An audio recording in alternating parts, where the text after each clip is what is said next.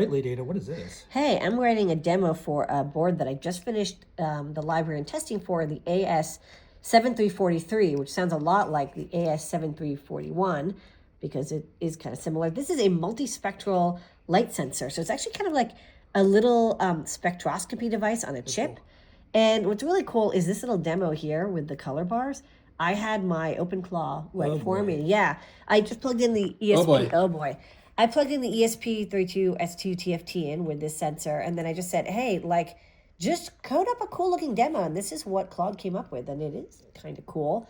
And then, like, for example, if I put it over this green light over here, you'll see that the green and yellow light spikes. And then, let me see, I've got this kind of a reddish-orange light over here. Oh, yeah. Reddish-orange light. You can make this into a musical instrument that plays colors. Yeah, we actually have a guide that uses the AS7341 that Noe and Pedro just did, a DUPLO block color music player. Yeah. So this is cool. And like, you know, like I've written many programs like this, but it was nice that it just kind of took my existing demos and just made a really nice, very responsive example. I think this will be really helpful for people when they plug in the sensor and they're like, how do I know if it's working? It's so nice and easy. I feel like you're more of a chef lately, Yeah. where you've made so many recipes.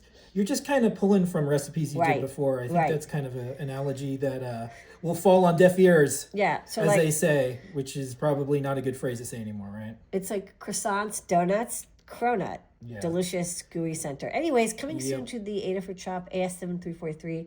It's a great little sensor. Okay.